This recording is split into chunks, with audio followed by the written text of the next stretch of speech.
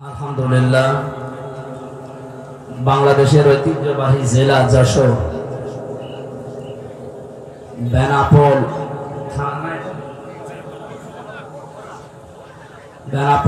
থানার উদ্যোগে বাংলাদেশ জামাতে ইসলামী দুর্গাপুর ওয়ার্ডের 2 নম্বর ওয়ার্ডের উদ্যোগে আয়োজিত তাফসীরুল কোরআন মাহফিলের স্বনামধন্য সভাপতি জনাব আব্দুল মাজিদ আতালাল্লাহু আমরাহু ওয়া বারাকাল্লাহু ফি হায়াতি, মাহফিলের প্রধান অতিথি শাইখুল মাশায়েখ, বিশিষ্ট ইসলামী চিন্তাবিদ, শিক্ষাবিদ, আমাদের অভিভাবক জনাব মাওলানা আজিজুর রহমান, কর্ম পরিষদ সদস্য বাংলাদেশ জামাতে ইসলামী কেন্দ্রীয় কমিটি। এখানে বসা আছেন যশোর পশ্চিমের বাংলাদেশ জামাতে ইসলামীর জেলা আমির মাওলানা হাবিবুর রহমান দামাত বারকাতুহুল আলিয়া। এতক্ষণ পর্যন্ত যারা এখানে আলোচনা রেখেছে, আপনাদের এই মাহফিলে যার উদ্দেশ্যে, যার মাধ্যমে এসেছি, আপনাদের এলাকার সন্তান, ইসলামিক চিন্তাবিদ জনাব মাওলানা এনামুল হাসান বিন নূর, আলোচনা রেখেছেন মাওলানা রবিউল ইসলাম। আমার আগে যারা কথা বলছিলেন আপনারা দেখেছেন, যশোরের কৃতি সন্তান, ইসলামী সঙ্গীত শিল্পী, শ্রদ্ধাভাজন ব্যক্তিত্ব আমার বড় ভাই জনাব কবির বিন সামাদ আতালাল্লাহু আমরাহু ওয়া বারাকাল্লাহু ফি হায়াতি। এর আগে ঈশ্বরের জগতে মাতিয়ে রেখেছিলেন যশোরের তারা কৃতি সন্তান, ইসলামিক সঙ্গীত শিল্পী, বিশিষ্ট আইনজীবী জনাব অ্যাডভোকেট রকনুজ্জামান রকন ভাই। মঞ্চে বসা আছেন অত্র এলাকার সর্বজন শ্রদ্ধাভাজন ব্যক্তিবর্গ। একটা একটা করে নাম বললে অনেক সময় যাবে, আমাদের হাতে সময় কম। আমরা একবারেই সবার জন্য দোয়া চাচ্ছি, দোয়া করছি। ওয়া রাফা'না লাকা যিকরা, আল্লাহ যার যা ঈমান আমল আছে সে অনুযায়ী দুনিয়া আখিরাতে তার সম্মান মর্যাদা যেন আরো বাড়িয়ে দেন, বলেন আমিন। সামনে বসা মুসলমান ভাইরা, পর্দার আড়ালের সম্মানিতা মা এবং বোনেরা, প্রশাসনের ভাইরা, প্রাণ প্রিয় যশোরবাসী, আল্লাহর দরবারে শুকরিয়া জানাচ্ছি, যিনি একটা বিশাল পাথর আমাদের বুকের উপর থেকে নামিয়ে দিয়েছেন। জবান খুলে বলেন আলহামদুলিল্লাহ। এটা যে একটা নিয়ামত, এটা মানেন তো? অনেকে এখনো পর্যন্ত নিয়ামত স্বীকার করতে রাজি না। তারা তো আসলে টের পায়নি, তারা তো বেহেশতে ছিল। এই কারণে ওরা যে নিয়ামত এটা এখনো মানে না, বলে না এটা একটা গজব। হ্যাঁ, ওয়ালা ইয়াজিদু যালিমিনা ইল্লা খাসারা। জালেমদের জন্য দিন যত যাবে, এই দেশে এখন তাদের ক্ষতি বিক্রি হতে থাকবে। কারণ কি? আনাজ্জিলু মিনাল কোরআনি মা হুয়া শিফাউ ওয়া রাহমাতুল লিল মুমিনিন।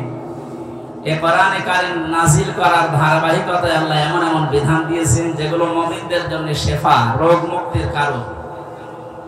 ব্যক্তি, পরিবার, সমাজ এবং রাষ্ট্রে যে রোগগুলো আছে, কোরআনে কারীম দিয়ে আগামীতে সবগুলো সংশোধন করা হবে ইনশাআল্লাহ। বৈষম্য বিরোধী ছাত্র আন্দোলনে যারা শরীক হয়েছে, জীবন দিয়েছে, আহত অবস্থায় এখন হাসপাতালে আছে প্রায় 2700-র উপরে, আমি জানি 1750-র উপরে প্রায় মারা গেছে এই দেশে। না, মারা যায়নি, শহীদ হয়েছে, মারা গেছে না। যে মানুষগুলো জীবন দিয়ে গেল, অনেকে এখনো পর্যন্ত স্বীকার করে না যে এরা শহীদ। আপনি ভুল পথে আছেন। জালেমের জুলুমের সামনে নিজের জীবনটা পর্যন্ত যে লোকটা দিতে পারে, সে শহীদ হবে নাকি আরেকবার মরে দেখারও লাগবে? কোরআনে কারীম জানিয়েছে, ওয়ালা তাকুলু লিমান ইউকতালু ফি সাবিলিল্লাহি আমওয়াত বাল আহয়াউ ওয়ালাকিন লা তাশউরুন। সূরা বাকারার 154 নম্বর আয়াতে আছে। তাফসীর ইবনে কাসির আর ফি সিলালিল কোরআন দেখবেন ব্যাখ্যা লিখা আছে। আল্লাহ পাক বলেন মুখ দিয়ে কোনোদিন কথা বলবি না। যেহেতু মানুষ মুখ দিয়ে কথা বলে এজন্য মুখের উপরে আল্লাহ নোটিশ দিয়েছেন। শুধু একজন দুইজনকে না, ওয়ালা তাকুলু, এটা বহু বচন। কেউ এ কথা বলার সাহস করবে না, কোনোদিন বলবে না যারা আমি আল্লাহর জন্য জীবন দিয়েছি এরা মারা গেছে। বরং এরা জীবিত, কিন্তু তোরা টের পাস না। এতটুকু আল্লাহ শেষ করেননি। আল্লাহ পাক বলেন মানুষ মুখ দিয়ে কথা বলে, এরপরে অন্তর দিয়ে ধারণা করে। এই জন্য ধারণার উপর আল্লাহ দিয়েছেন নোটিশ। ওয়ালা তাহসাবান্নাল্লাযীনা কুতিলু ফী সাবিলিল্লাহি আমওয়াতা বাল আহইয়াউন ইনদা রাব্বিহিম ইয়ারযাউন। সূরা আলে ইমরানের 159 নম্বর 69 নম্বর আয়াতে আছে রব্বুল আলামিন বলেন ধারণা করবে না কোনোদিন মনে মনে যারা শহীদ হয়েছে এরা মারা গেছে। না, এটা ধারণা করা যায়। এত মর্যাদা আল্লাহ তাদেরকে দিয়েছেন। এ মাওলানা রবিউল ইসলাম, এখন মরার দরকার নেই। যদি মরে ঈমান নিয়েও যদি মারা যায়, এটা এখন যুবক মানুষ এখন বাঁচবে, সারের কথা বলছে এমনি কয়েকদিন পর বেরিয়ে যাবে। উনি যদি ঈমান নিয়েও মারা যায়, কয়েকদিন আগে হজ করে এসেছে তো আলহাজ জাহাঙ্গীর আলম প্রফেসর মানুষ, উনি যেন মারা যায় ঈমান নিয়ে মারা গেল, কবরে রেখে আসবে, ঘুমিয়ে পড়বে, কিয়ামতের আগে উঠবে, এর আগে আর খবর এতটুকুই শেষ। কিন্তু শহীদ আবু সাঈদ, শহীদ আল্লামা দেলাওয়ার হোসাইন সাঈদী রহমতুল্লাহ আলাইহি 90 সালে ময়দানে তিনি একবার এসেছিলেন। এখন চলছে 24 সাল। এই 34 বছরের ভেতরে এখানে আর কোরআনের কথা এভাবে মনে হয় হয়নি।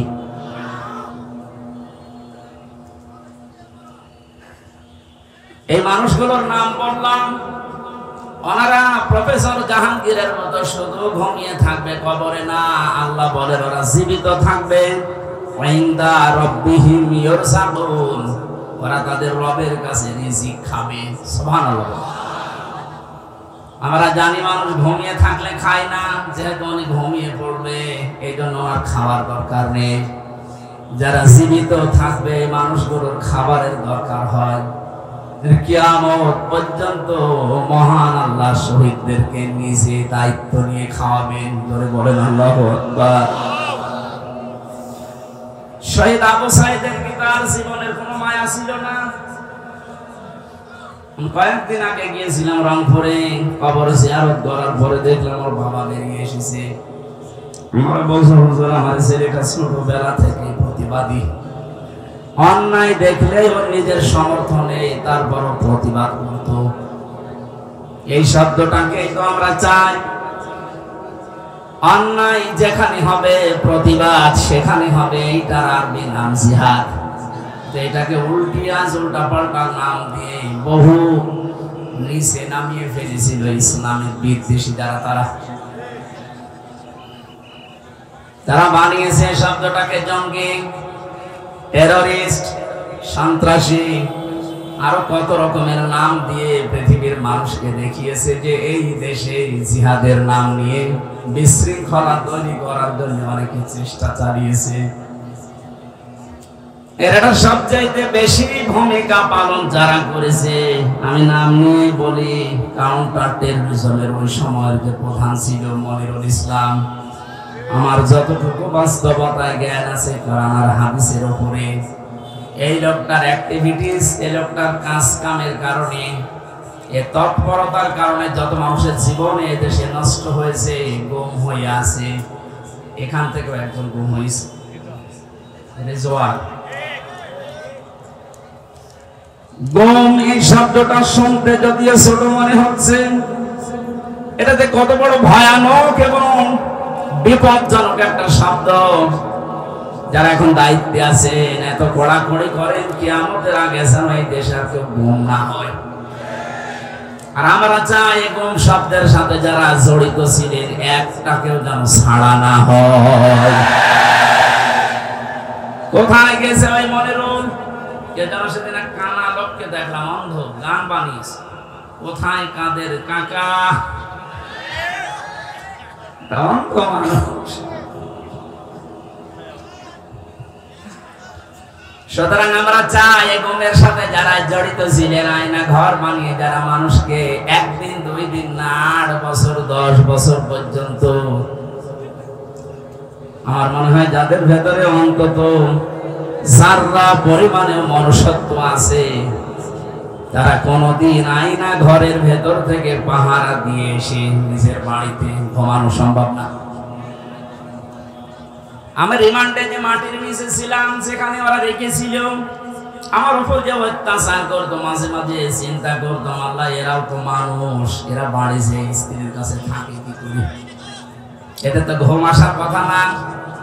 এরা নিজেরাই আমাকে বলতো আপনার কোনো দোষ নেই, আমরা জানি, তারপরও আপনি এই করতেন আমার সাথে। কালো কাপড় দিয়ে চোখ বেঁধে, হাত পেছনে বেঁধে রেখে, মাথায় দড়ি দিয়ে টাঙিয়ে রাখতেন, আর আপনি বাড়ি যে ঘুমাতেন, ঘুম আসতো কি করে? তার মানে মনুষ্যত্বের যারা পরিমাণ একটা কিছু ছিল না, এরা মানুষের বাইরে চলে গেছে। আমার সাথে ভালোবাসতো আমাকে, তাই যদি এই করে, যাদের ওরা দেখতেই পারে না, মাঝে মাঝে বলতো হুজুর আপনার ওয়াজ শুনি আমরা। ওরে শয়তান, কিসের ওয়াজ শুনি?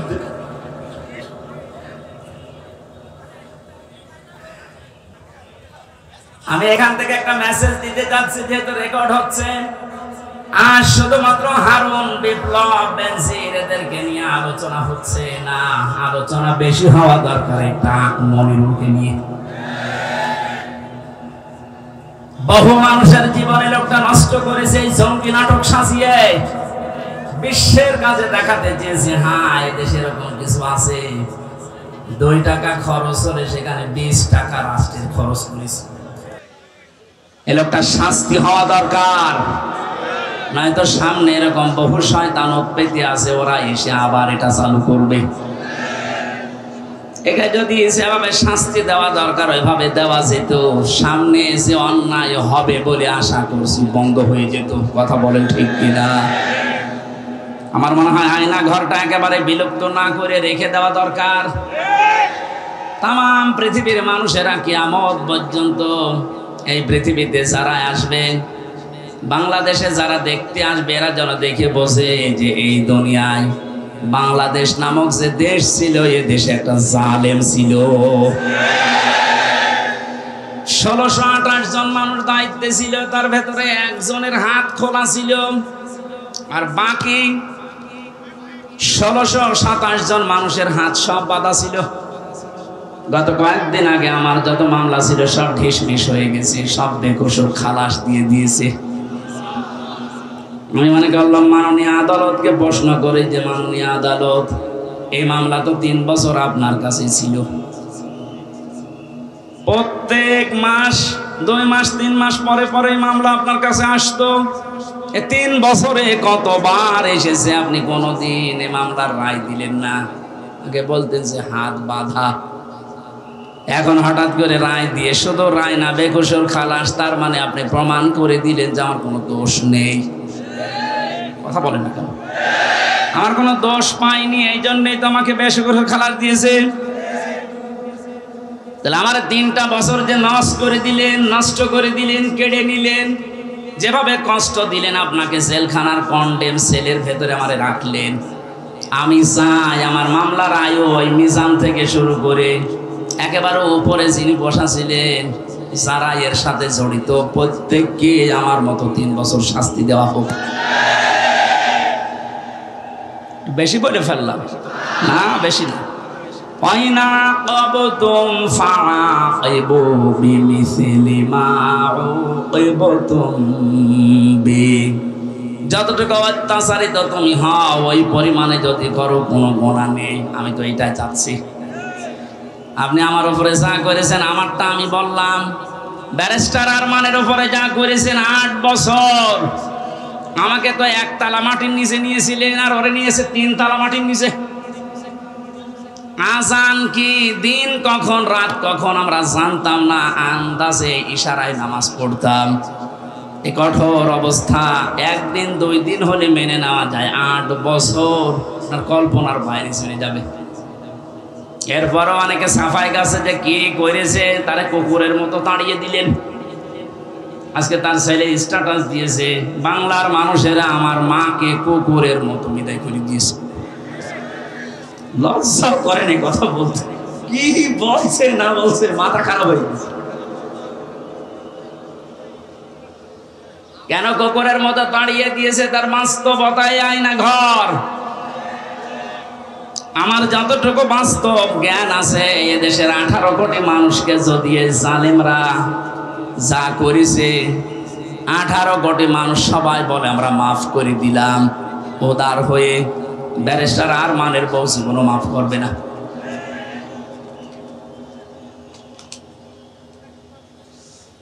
যে লোকটা নিজের জীবন এভাবে দিয়ে শাহাদত বরণ করলেন, বাংলার হাজার হাজার মানুষকে মুক্ত করার জন্য মুখ খুলে কথা বলা, বুক ফুলিয়ে বেড়ানো, এই সুযোগ যিনি করে দেওয়ার জন্য উৎসাহ দিলেন শহীদ আবু সাইদ, তাকে পর্যন্ত অনেকে শহীদ বলতে রাজি না, বলছে আত্মহত্যা করেছে।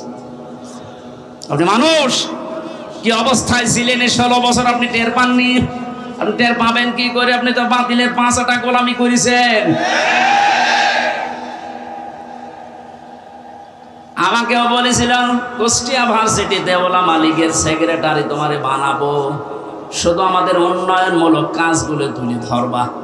কি উন্নয়ন করেছেন আপনি? শুধু মোড়ে মোড়ে মানুষের ছবি আর মূর্তি। কত হাজার কোটি টাকা খরচ করে এগুলো বানালেন, কি হয়েছে?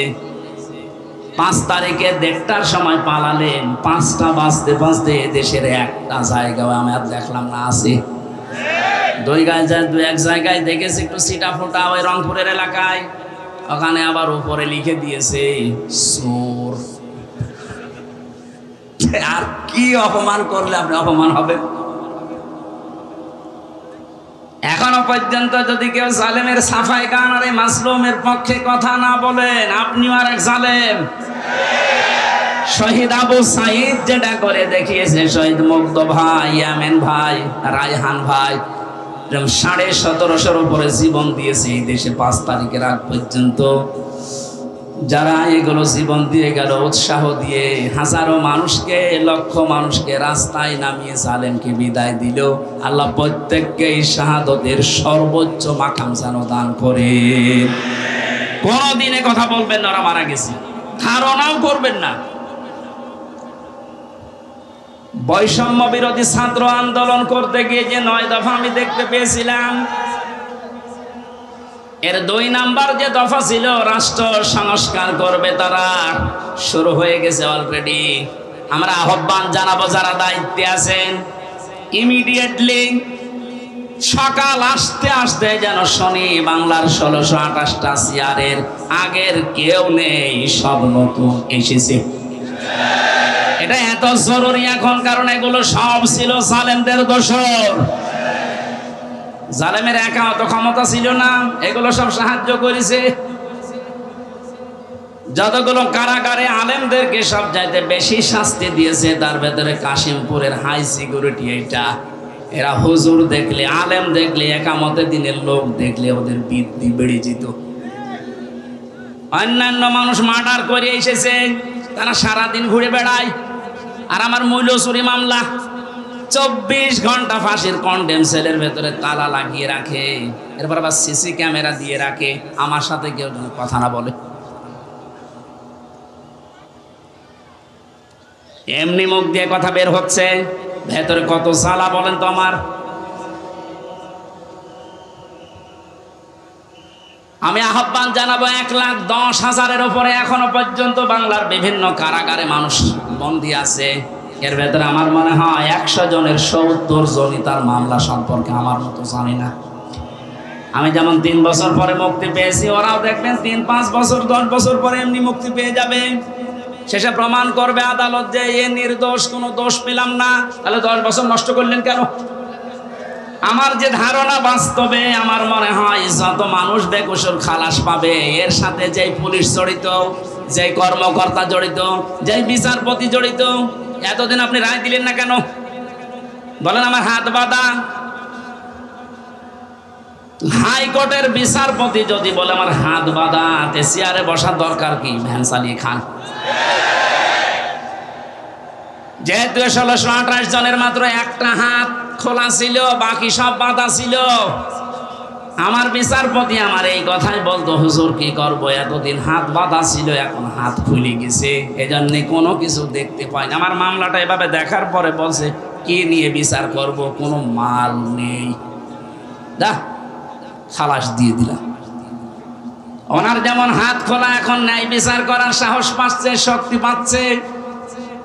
সারা দেশে যত চেয়ার আছে, কারো হাত আমরা বাধা দেখতে চাই না, সব খোলা দেখতে চাই। কালকে আমার রাতে ছিল চৌগাছা, ওসি সাহেব এসে আমার সাথে খাবার খাবে বলে আকাঙ্ক্ষা পেশ করি যে আমি খাবার খাবো। দেখা করার পরে বলছো, হুজুর আমি আপনাকে থানায় এই কয় বছর আসতে দেইনি, আমার মাফ করে দেন, আমার কিছু করার নেই, আমার হাত বাঁধা ছিল। শুধু এই ওসি না, এদেশের 1628 জন যে বলছে, আমি হিসাব করে করে দেখেছি, 64 জেলার 64টা ডিসি, এসপি, এএসপি, টিওনো, ওসি, এমপি, মন্ত্রী, উপজেলা চেয়ারম্যান, মেয়র, এগুলো হিসাব করে মিলাবেন, দেখবেন কলম খাতা দিয়ে 1628 জন হবে। এই মানুষগুলো এখন সব যেহেতু হাত খোলা, আমরা চাই যে এদের হাত কিয়ামতের আগে যেন আর কেউ বেঁধে দিতে না পারে, তাহলে ন্যায় বিচার কায়েম হবে। আর পরিপূর্ণ যদি দেখতে চান তাহলে কোরআন লাগবে। কথা বলেন না কেন? অনেকে প্রশ্ন করে, কয়েকদিন আগে আপনি সিঙ্গাপুরে, মালয়েশিয়া গেলেন, ওখানে তো কোরআনের আইন চলে না, তো ওখানে তো ন্যায় বিচার আছে। হ্যাঁ আছে, 100% নেই। ওরাও আন্দাজের উপরে মানুষের কথা শুনে অনেক অবিচার করে, আমি নিজে দেখেছি। কারণ ন্যায় বিচার কায়েম করার জন্য এইটার বিকল্প পৃথিবীতে কিছু নেই। অমান হাকামা বিহি আদালা, যারা কোরআন দিয়ে বিচার করে এরা ন্যায় বিচার কায়েম করতে পারে। সুতরাং পৃথিবীর যেখানে এইটা কায়েম না হবে, 100% আপনি ন্যায় বিচার পাবেন না। 53 বছর তো দেখতে পেলেন, এই যে মাওলানা আজিজুর রহমান মুরব্বী বসে আছে, 53টা বছরই হয়তো উনি দেখেছে, ওনার বয়সটা দেখছি। বাবা চালিয়েছে উনি দেখেছে, স্বামী চালিয়েছে উনি দেখেছে, চাচা চালিয়েছে উনি দেখেছে। আমার যেহেতু 92 সালে জন্ম, চাচা পর্যন্ত মনে হয় আমি পাইনি, কিন্তু ববুলটা আর ভাবিরটা তো দেখলাম। এই কথা বলছে না কেন? 53 বছরে কি হয়েছে সব দেখতে পেলাম। বিশেষ করে এই 2 ট্রাম কাঙ্ক্ষিত মানের কি আসে তা তো সবই দেখেছি, কারণ মুখে মুখে খালি বুড়ি উড়িয়েছে, উন্নয়নের মহাসড়কে দেশ চলছে। এজন্য আহ্বান জানাচ্ছি, এখন শুধু বাকি আছে এইটা দিয়ে দেশ চললে কেমন দেখা যায়। এটা দিয়ে যেন বাংলার 56,000 বর্গ মাইল চলে, আর কেমন দেখা যায় এটা দেখে মরার খুব ইচ্ছা আমার। কার কার ইচ্ছা আছে এটা দেখতে হাত তোলেন তো, লিল্লাহে তাকবীর। আন্দাজে হাত তুলবেন না, সামনে কিন্তু আসছে এটা দেখার। লিল্লাহে তাকবীর।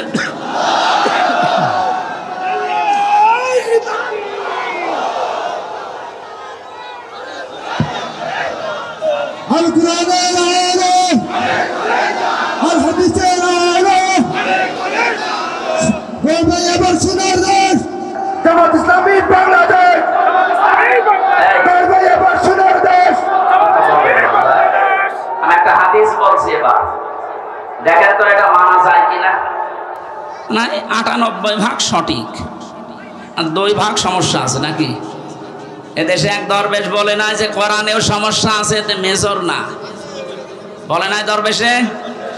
আমি এখন যে হাদিস বলছি কি 98% না 100% সত্য? 100% সত্য যদি বিশ্বাস করেন মানবেন তো। আন আবি হুরায়রা রাদিয়াল্লাহু তাআলা আনহু قال قال النبي صلى الله عليه وسلم মান ইত্তাবাআল হুদা বিগাইরিল কোরআন আদাল্লাহুল্লাহ। তিরমিজি শরীফের হাদিস, যে 6টা গ্রন্থ হাদিসের অথেন্টিক আছে, তার ভেতরে এটা একটা। আল্লাহর নবী জানিয়েছেন এই পৃথিবীতে কোরআন বাদ দিয়ে কেউ যদি কোনো জায়গায় ভালো হওয়ার নিয়তেও যায়, আল্লাহ নিজে দায়িত্ব নিয়ে তাকে গোমরা বানিয়ে দেয়। আর আমরা জানি গোমরা মানুষ যাবে কোথায়? আরো জোরে, জোর হলো না, বলেন আর একবার। এবার হাদিসের বাস্তব ব্যাখ্যা শোনেন। কোরআন যেখানে নেই, এখানে যদি আপনি ভালো হওয়ার নিয়তেও চান, আপনাকে খারাপ বানানোর দায়িত্ব হামজার। তাহলে দল্লায়া দিল্ল দিত, আপনি নিজেই নিজেকে খারাপ বানিয়ে ফেলেছেন। এটা যেহেতু ভাবে ইফাল থেকে এসেছে, বাংলা অর্থ দাঁড়িয়েছে আপনি হয়তো ভালো হওয়ার নিয়তে কোনো জায়গায় গিয়েছিলেন, কিন্তু সেখানে কোরআন ছিল না, কোরআনের কর্মসূচি চলে না, আপনি গেলেন কেন সেখানে? এই জন্য আল্লাহ নিজে দায়িত্ব নিয়ে আপনাকে গোমরা বানাবে, আর গোমরা মানুষ যাবে। সুতরাং আজকের এই ময়দানে গরমে শুধু আসা না, কঠিন একটা সিদ্ধান্ত নিয়ে যাওয়া লাগবে। কোরআন যেখানে নেই, ওই দরবার যদি আমার বাবাও কায়েম করে, ও দরবারে আমি নেই। কোরআন যে রাজনৈতিক দলে নেই, যাদের কর্মসূচিতে কোরআন নেই, ওই রাজনৈতিক দলের প্রতিষ্ঠাতা যদি আমার বাবাও হয়, আমি ওই দলে নেই। কারা কারা এটা মানতে পারবেন দেখি? আমরা হাত তুলবে না কিন্তু। দেখেন তো, হাত তোলেনি কে? দেখেন তো।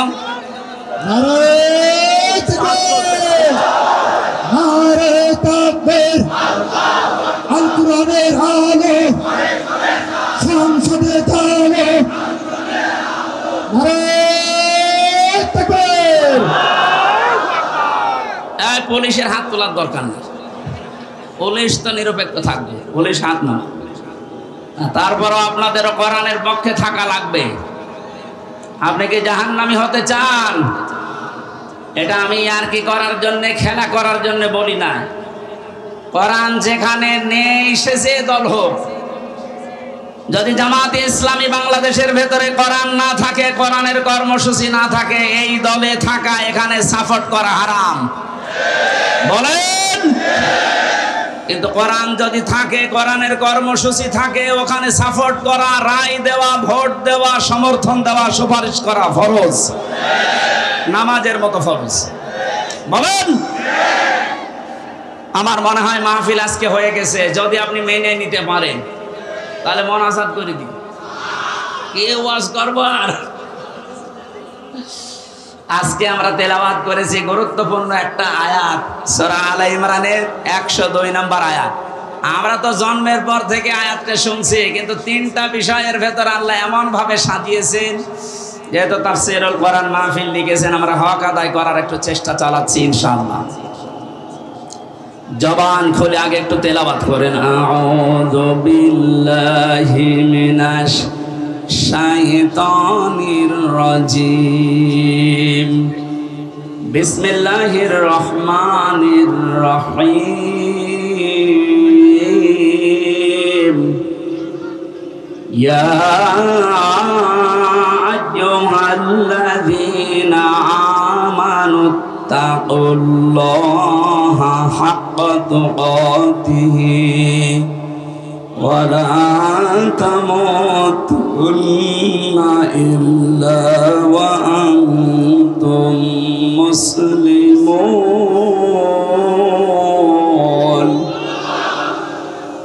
সূরা আলে ইমরান নামকরণ আছে, ঐতিহাসিক প্রেক্ষাপট আছে, বাস্তবতার কিছু শিক্ষা আছে। সবগুলো বলতে গেলে আবার আজান হয়ে যাবে। আমি শুধু এখান থেকে যে শিক্ষাগুলো বের করতে পেরেছি, ওইগুলো আপনাদেরকে আমি শোনাচ্ছি। আল্লাহ প্রথমেই ডাক দিয়েছেন শুধু ঈমানদারকে। এই আয়াতের মুখাতেব যারা, তারা ঈমানদার। কোনো বেঈমান এই আয়াতের ভেতরে নেই। এখানে যদি কোনো বেঈমান থাকেন, আপনি চলে যান। দেখেন তো কোনটা যাচ্ছে না, এটা না। বেঈমানের আর ঈমানের কি পার্থক্য? মানে আমি যে ঈমানদার, এটা বোঝা যাবে কখন? ইযা সাররাতকা হাসানাতুকা ওয়া সাআতকা সাইয়্যাতুকা ফাআনতা মুকমিন। সাহাবী প্রশ্ন করলেন, হে নবী, আমার যে ঈমান আছে, আমি কিভাবে টের পাবো? বিশ্ব নবী বলেন, যখন তোমার ভালো কাজগুলো তোমাকে আনন্দ দেবে, অন্যায় কাজ দেখলেই তোমার কষ্ট লাগবে, তখন বুঝবে যে তোমার ঈমান আছে। ও বেনাপোলবাসী, এই বেনাপোলে এমনও মানুষ আমি পেয়েছি, ভালো কাজ দেখলে করলে ওর আনন্দ লাগে না, কষ্ট লাগতো।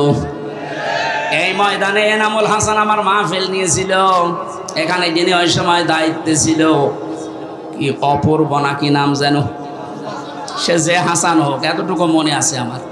লোকটা আমার নিজে জানিয়েছে, আপনি যেন যশোর পার হবেন না, মনে হচ্ছে দেশ ওর বাবার। এখন মামলা খেয়েছে, এখন টের পাচ্ছে। ওর যে অন্যায়ের ফেরেশতা দেখলাম, ফেরেশতা যদি ওরে ধরে ওর বাপ বলার সময় দেবে না।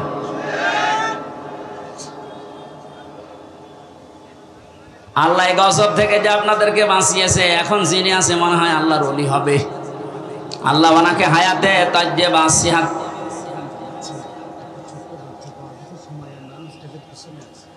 একটা ছোট বাচ্চা পাওয়া গেছে সময়া, স্টেজের পেছনে আছে, যদি কারো হয়ে থাকে মাইকের আওয়াজ যাচ্ছে যত দূর, ওখান থেকে নিয়ে যান। আমার ভাইরা, কি বলতে গেলাম, তো ছাতা ভুলে গেলাম, এভাবে হঠাৎ করে আসলে। ঠিক আছে, ওইটুকু মনে আছে আমার। সম্মানিত ভাইরা, যে যিনি আছেন দায়িত্বে, এই যে কিছুদিন আগে যশোরে যিনি এসপি হিসাবে দায়িত্ব পালন করার জন্য এসেছেন, ওনার একটা ভিডিও দেখলাম। মানে দায়িত্ব নেওয়ার পর দিনই জানিয়েছে, পুলিশের এই চাকরি আমি জান্নাতে দেওয়ার মাধ্যম মনে করি। এটা একটা আল্লাহর ওলি যদি এই কথা মতো কাজ করতে পারে।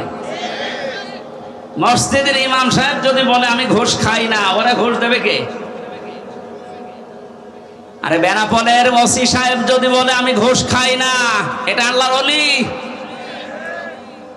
কারণ একেবারে আল্লাহর সব খুলে দিয়েছে। সুতরাং যিনি দায়িত্বে আছেন, আল্লাহ যেন তার ভেতরে যশোরের এসপি সাহেবের মতো আল্লাহর ভয়, আখিরাতের ভয়, জান্নাতের আশা ঢুকিয়ে দেন। বলেন আমিন।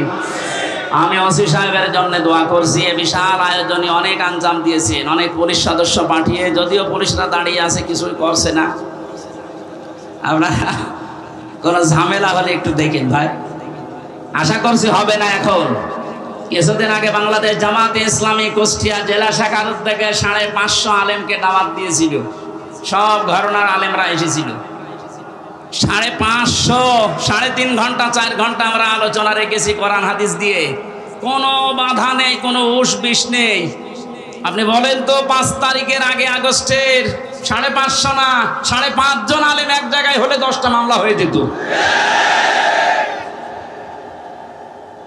কোথা থেকে আল্লাহ কোথায় আমাদেরকে পৌঁছিয়ে দিয়েছে, এ নিয়ে আমাদের শুকরিয়া আদায় করা দরকার না?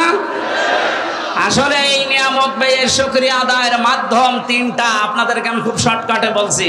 পৃথিবীতে যে কোনো নিয়ামত যদি পান, নিয়ামতের যে শুকরিয়া আদায়, এতদিন শুনেছেন যে আলহামদুলিল্লাহ বললেই হয়ে গেল না, এটা একটা বাক্য। এটা কি?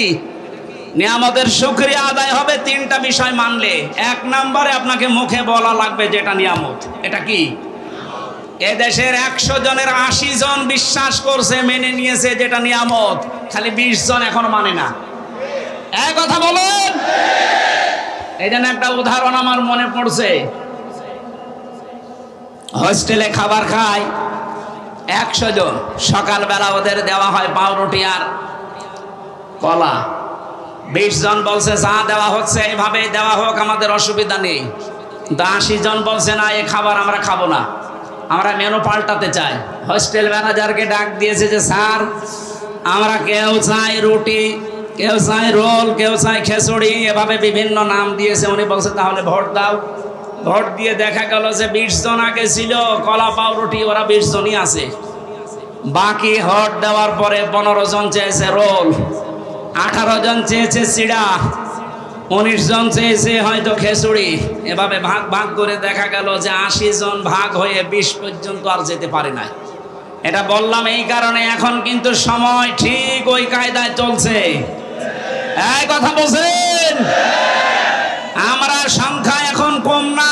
5 তারিখের পর থেকে আজকের 11 তারিখ, আজকে 11 তারিখ না, এই 1 মাস 6 দিনের রিপোর্ট আমরা পেয়েছি। বিবিসি রিপোর্ট দিয়েছে। 5 তারিখে, আগস্টের 5 তারিখের আগ পর্যন্ত এই দেশে মাত্র 100 জনের 15 থেকে 16 জন মানুষ চাইতো যে দেশে ইসলাম কায়েম হোক। কিন্তু 1 মাস 6 দিনের ব্যবধানে গতকালকের রিপোর্ট এই দেশে এখন 41 জন, কয়েকদিন আগে 36 জন ছিল, এখন 100 জনের 41 জন মানুষ চাচ্ছে যে এই দেশে ইসলাম কায়েম হোক। এভাবে যদি কিছুদিন যেতে থাকে আপনি দেখবেন 51 মানুষ যদি চায় যে দেশে আল্লাহর আইন দিয়ে চলুক, কোন মহারথী আর বাধা দিয়ে ঠেকাতে পারবে না ইনশাআল্লাহ।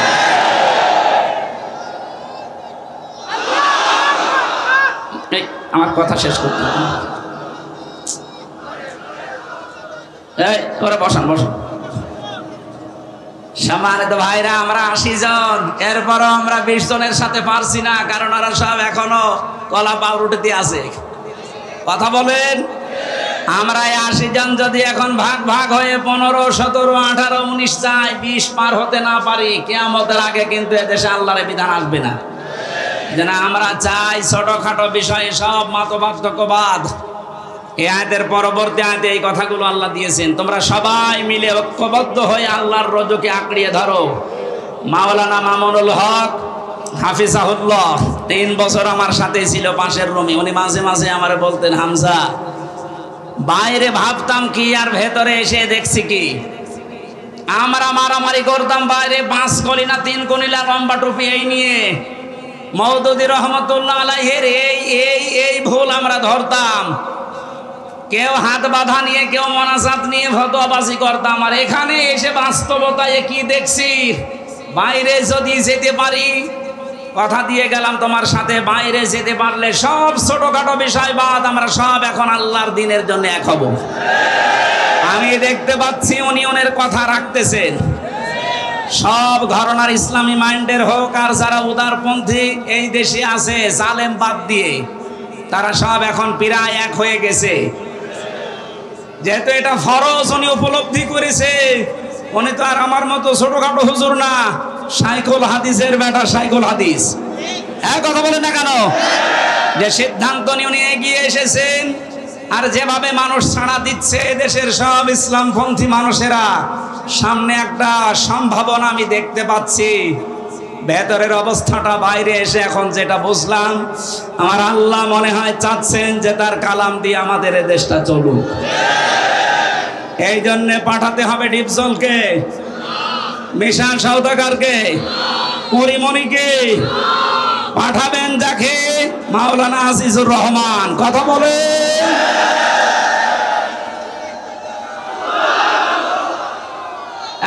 একটু চুপ কর।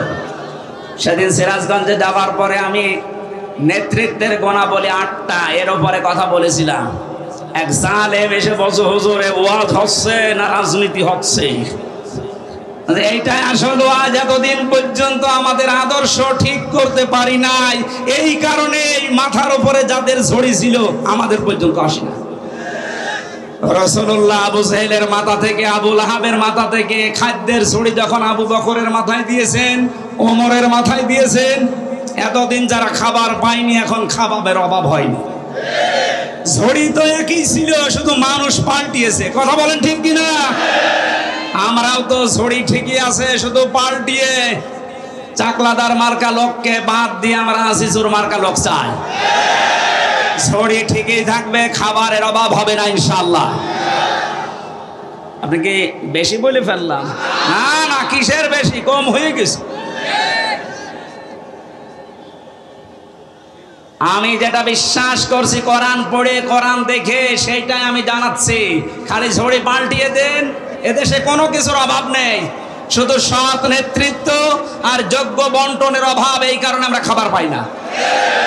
এগুলো ফিরিয়ে দেন, দেখেন কি হয়। আপনাদের এলাকা তো সাক্ষী, মাওলানা রিয়াসাত আলী। এক কথা বলছে না কেন? এই পাশের থানায় ছিল কে? মুহাদ্দিস আবু সাইদ। এর চাইতে জ্বলন্ত সাক্ষী আর কি চান? দিয়ে দেখেন তো এরকম মানুষকে।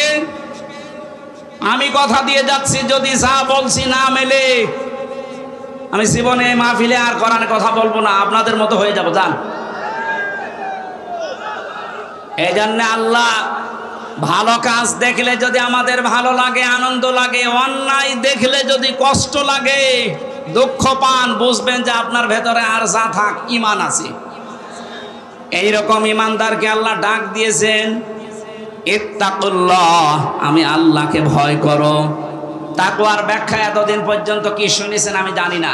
অনেকে মনে করে তাকওয়া মানে বিশাল জুব্বা গায়ে দিয়ে, পাগড়ি মাথায় দিয়ে, হাতে একটা তসবিহ নিয়ে শুধু এই সারের মতো পান খাবেন।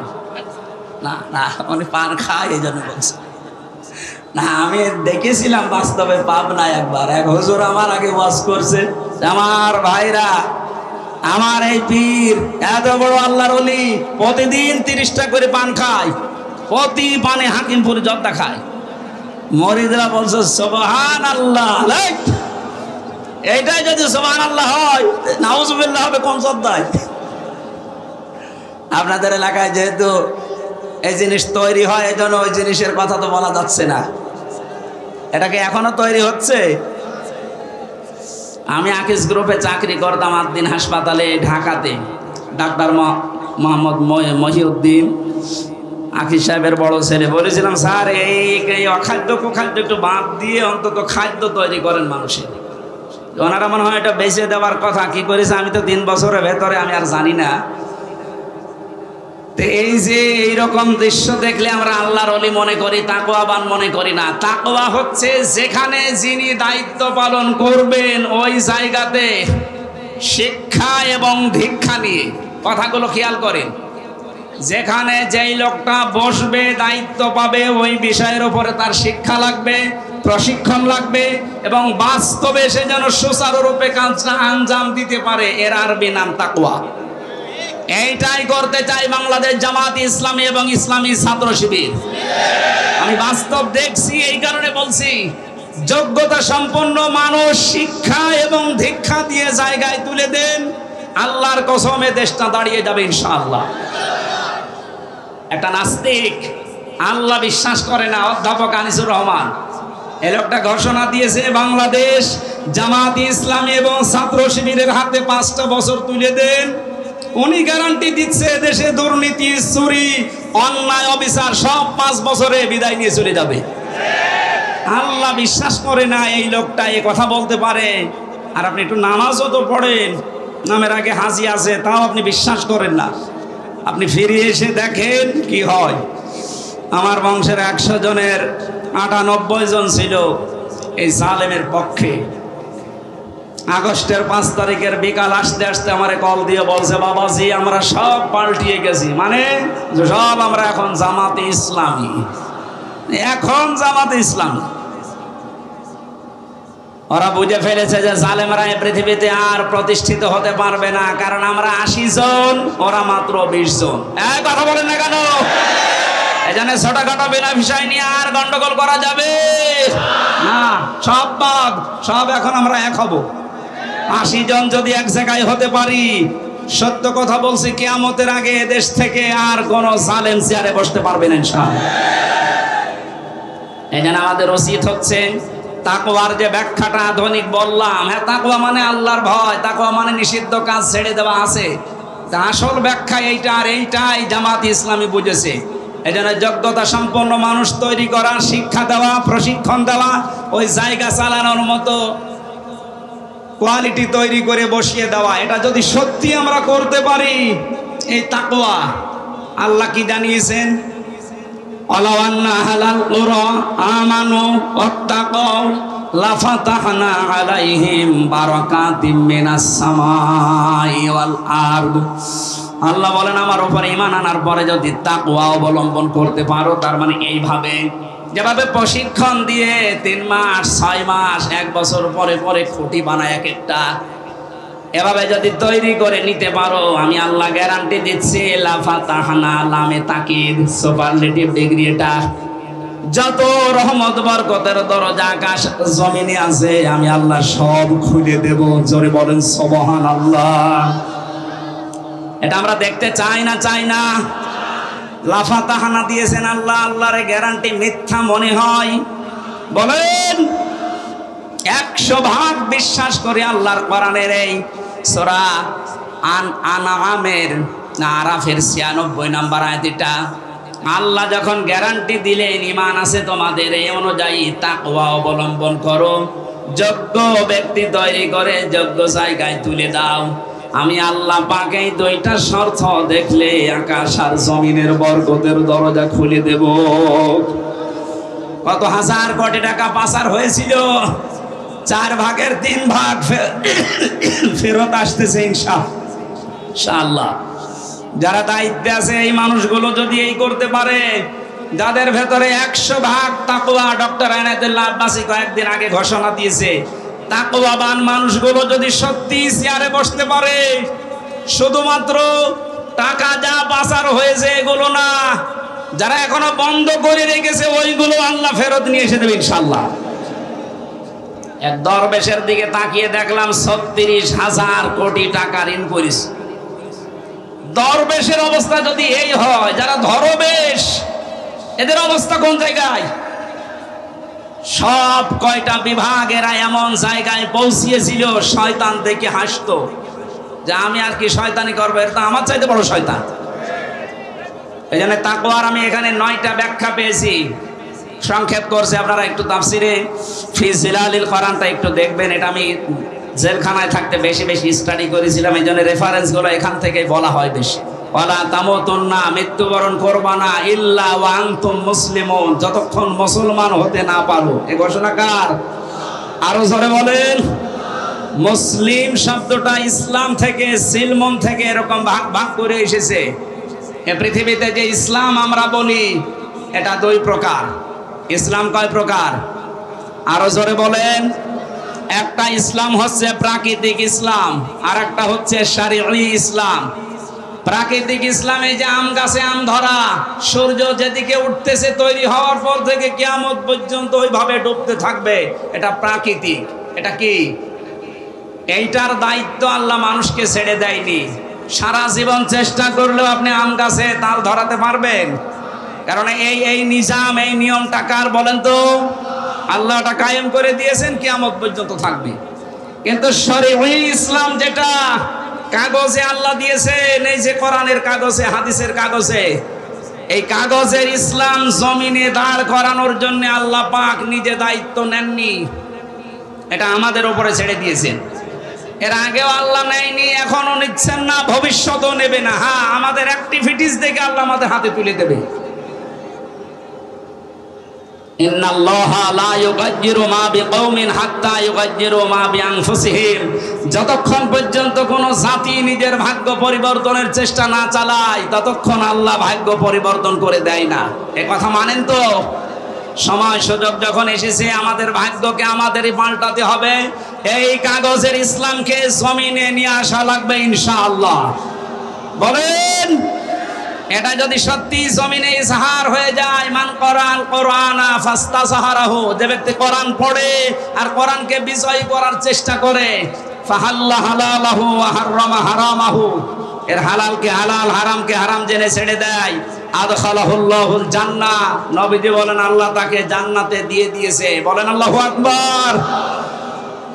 এ কাজ যদি কেউ না করে, দুনিয়ার কাজ মনে করে ছেড়ে দেয়, যে কাগজ ইসলামকে জমিনে প্রতিষ্ঠিত করা এটা রাজনীতি, দুনিয়ার কাজ, নবীজি বলেন মান মাতা, যে ব্যক্তি মরে গেল, অলাম ইয়াখুযু, গজওয়া করা, আন্দোলন করা, দিন কায়েম করার কোন সিদ্ধান্ত, মন মানসিকতা, সাপোর্ট তার ছিল না, অলাম ইউহাদ্দিস বিহি নাফসাহু মাতা আলা শুবাতিন মিনান নিফাক, এই লোকটা মারা যাওয়ার সময় নামাজি হতে পারে, রোজাদার হতে পারে, হজ করা হতে পারে, কিন্তু মুনাফিক হয়ে মরবে। বলেন নাউজুবিল্লাহ।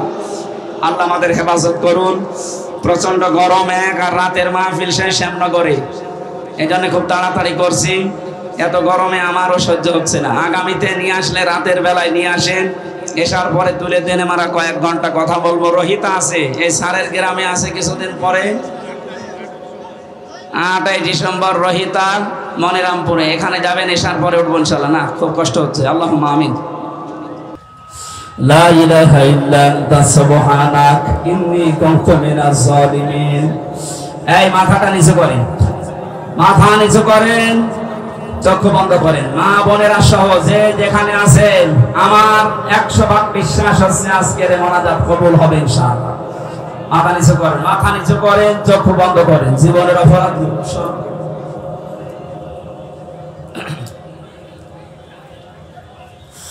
ربنا ظلمنا أنفسنا وإن لم تغفر لنا وترحمنا لنكونن من الخاسرين ও আরশের মালিক, দিনের বেলা হাজারো কাজ আমাদের ছিল, সব বাদ দিয়ে তোমার কোরআনের জন্য ছুটে এসেছি। তুমি তো বলেছো আমার দিকে এক পায়ে কি আসলে আমি তার দিকে দৌড়িয়ে যাই। দেখো আমাদের এখানে এমন মানুষ বসে আছে 5টা মিনিট তার জন্য বের করা সম্ভব না, এত ব্যস্ত।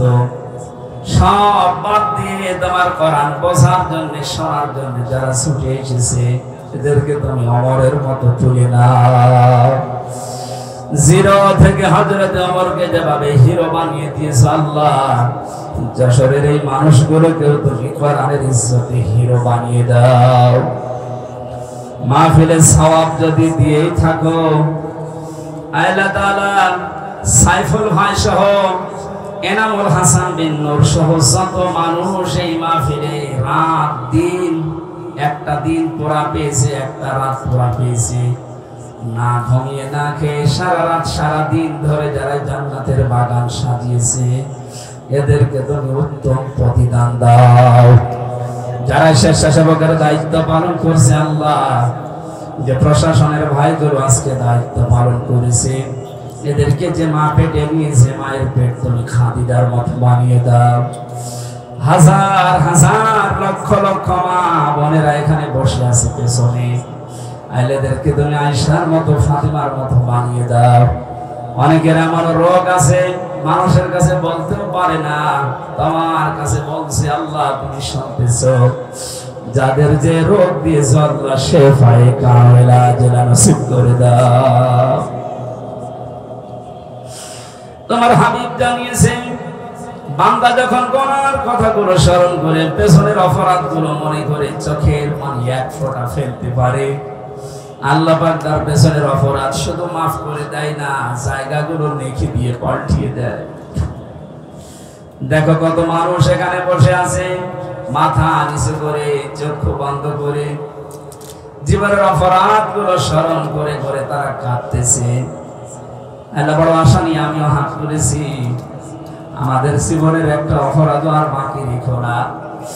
শয়তানের ধোঁকায় নফসের জালে পড়ে আমরা অপরাধ করেছি, আমরা স্বীকার করছি, গোপনে না, আমরা প্রকাশ্যে ঘোষণা করছি আমরা অপরাধী। আমরা স্বীকার করে নিলাম আল্লাহ, আদম নবী আমাদের আদি পিতা, তিনি অপরাধ স্বীকার করেছিলেন, তুমি মাফ করে দিয়েছো। শয়তান অপরাধ স্বীকার করার পরে স্বীকার করে না, অপরাধ করার পরে যেন তুমি মাফ করো না। আমরা শয়তানের মতো না, আমাদের বাবা আদম নবীর মতো আমরাও মাথা নিচু করে ক্ষমা চাচ্ছি আল্লাহ। সত্যি আমরা অনুতপ্ত, আমরা অনুশোচনা করছি, স্বীকার করছি সবার সামনে আমি হামজা অপরাধী, আল্লাহ তুমি মাফ করে দাও। আস্তাগফিরুল্লাহাল্লাযী লা ইলাহা ইল্লা হুয়াল হাইয়ুল কাইয়্যুম ওয়া আতুবু ইলাইহি লা হাওলা ওয়ালা কুওয়াতা ইল্লা বিল্লাহিল আলিয়্যিল আযীম। রব্বুল আলামিন, আমাদের অভিভাবক এখানে বসে আছে মাওলানা আসিফুর রহমান, আল্লাহ তাআলা তুমি তাকে কাঙ্ক্ষিত জায়গায় পৌঁছিয়ে জাতির খাদেম বানিয়ে দাও। মাওলানা হাবিবুর রহমান সহ আল্লাহ তাআলা কত আলেম এখানে বসে বসে দোয়া চেয়েছে।